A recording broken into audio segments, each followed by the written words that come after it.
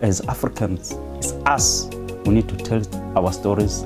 If it means we benefit from our stories, let us benefit from our stories. But it's very painful when perpetrators tell our stories. They tell it the way they want to tell it and benefit from there. And us as victims start buying their books and they read lies while they benefit. Why Africa? Why are these cowards called comrades? Why are these zeros called heroes? Why are these riggers called winners? Why are these killers called kings? Why are these thieves called chiefs? Why are these dissidents called presidents? Why Africa? Why?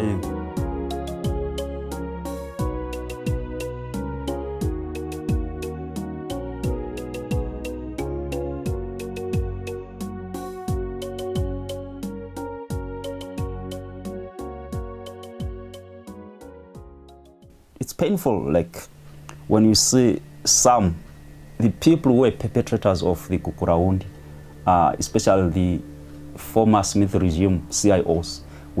These are the people who were former perpetrators of Gukurahundi because they liked the Zimbabweans to fight together. And they end up writing books about what really happened. And they benefit from writing those books. And the victims get nothing from there. And they tell what they like.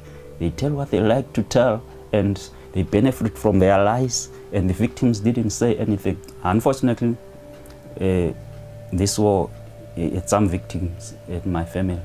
In 1983, they came and they beat my father, my grandfather, and my mother too.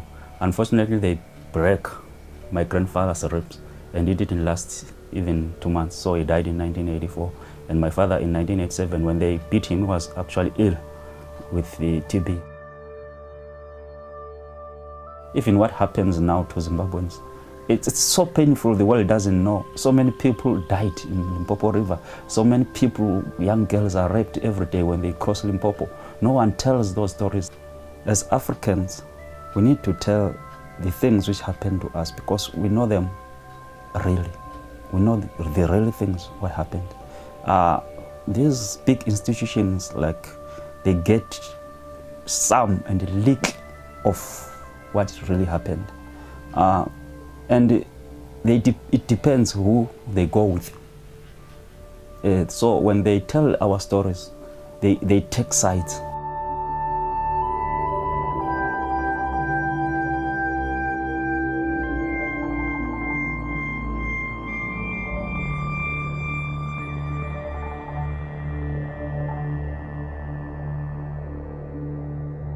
And then, unfortunately, I published my book in 2015 with the organization called Abalobi Bakithi.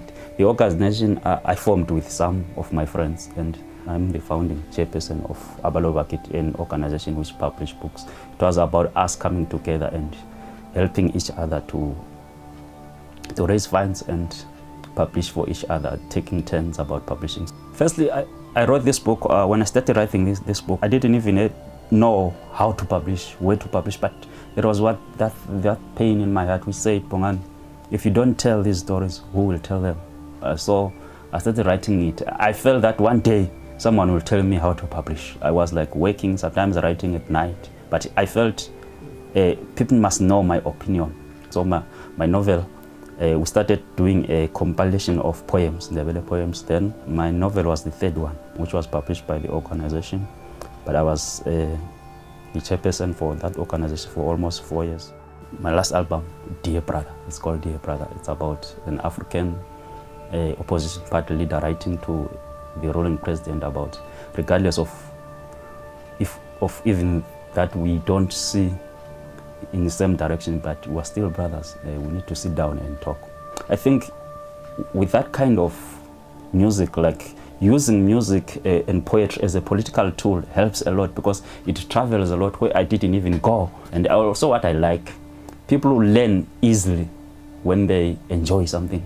They learn easily, so it's about educating them at the same time enjoying it. So I want to use my music to fight and show people that we are all people, regardless of not seen in same way, understand? So what I'm preaching to, especially to our leaders, is to say that create this kind of a world where no part is scared of anybody.